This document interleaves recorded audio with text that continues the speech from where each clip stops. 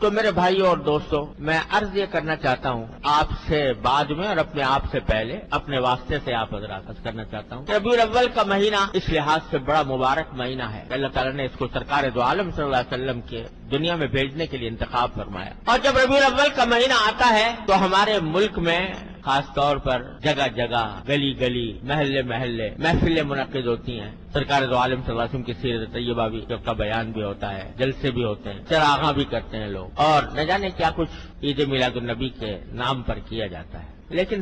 ہم سب کے سوچنے کی بات یہ ہے کہ یہ ہم کب سے یہ کام کرتے چلے آ رہے ہیں۔ سوچنے کی بات یہ ہے کہ آیا ان رسمی کارروائیوں کے بعد کیا ہماری زندگی میں کوئی تبدیلی آتی ہے؟ اتنے جلسے ہو گئے، اتنی تقریریں ہو گئی، اتنی محفلیں منعقد ہو گئی، اتنی نعتیں پڑھی گئی، اتنے درود و سلام ہوئے۔ الحمدللہ حضور اقدس صلی اللہ علیہ وسلم پر ایک مرتبہ درود شریف کوئی بھیج دے تو اللہ تعالیٰ اس کے اوپر 10 رحمتیں نازل فرماتے ہیں۔ اللہ تبارک و تعالیٰ ہم سب کو توفیق عطا فرمائے۔ لیکن سوال یہ ہے کہ یہ سب کچھ ہونے کے بعد کیا ہماری زندگی میں کوئی تبدیلی آتی ہے؟ کیا ایسا ہوتا ہے کہ ان کارروائیوں سے پہلے ہم کسی سنت سے محروم تھے اور اب ان کارروائیوں کے بعد کسی سنت پر عمل کرنے کی توفیق ہو گئی؟ اگر اس سوال کا جواب ہم اپنے گریبانوں میں منہ ڈال کر دیکھیں تو بظاہر اکثر و بیشتر اس کا جواب نفی ہی میں ملے گا۔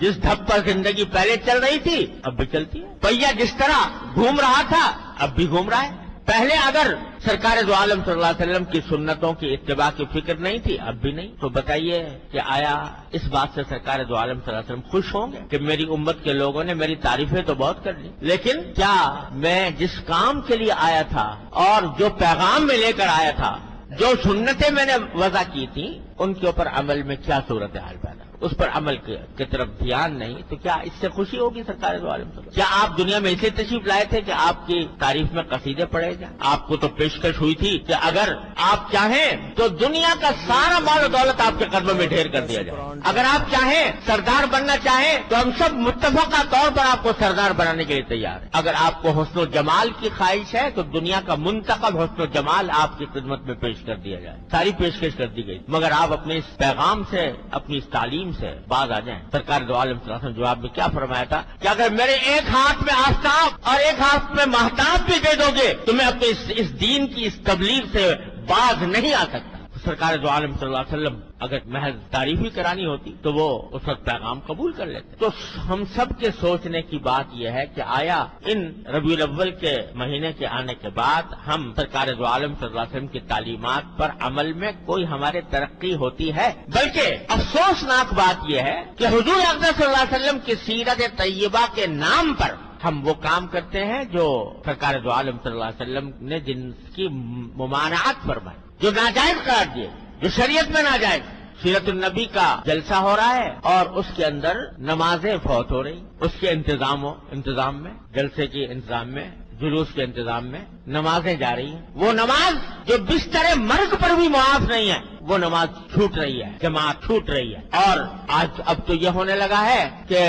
مخلوط مرد و عورت کی ملی جلی نشستیں سیرت النبی کے نام پر، مرد بھی ہیں اور عورتیں بھی بے پردہ بناؤ سنگار کر کے اس محفل میں موجود ہیں، جس کو مٹانے کے لیے سرکار دو عالم صلی اللہ علیہ وسلم تشریف لائے تھے، وہ حضور کے نام پر ہو۔ اور اب تو نعتیں، حضور اقدس صلی اللہ علیہ وسلم کی نعت اتنی زبردست فضیلت کی چیز ہے، سرکار دو عالم صلی اللہ علیہ وسلم کا ذکر مبارک، وہ نعت پڑھی جا رہی ہے اور موسیقی کے ساتھ پڑھی جا رہی ہے۔ جس موسیقی کے آلات کو آپ کو یہ فرمایا آپ نے کہ میں ان کو مٹانے کے لیے آیا ہوں، وہ نعتیں ہو رہی ہیں، حضور کی بظاہر تعریف بیان ہو رہی ہے اور میوزک کے ساتھ ہو رہی ہے، موسیقی کے ساتھ ہو رہی ہے۔ تو بتائیے یہ سرکار دو عالم صلی اللہ علیہ وسلم کی سیرت کے ساتھ کون سا انصاف ہے؟ یہ کتنا بڑا ظلم، کتنی بڑی دھاندلی ہے کہ سرکار دو عالم صلی اللہ علیہ وسلم کی تعلیمات کو پامال کر کے کہا جائے کہ ہم سرکار دو عالم صلی اللہ علیہ وسلم کی سیرت بیان کر رہے ہیں یا آپ کی نعت بیان کر رہے ہیں۔ تو میرے بھائی اور دوستو، ربیع الاول کا پیغام یہ ہے کہ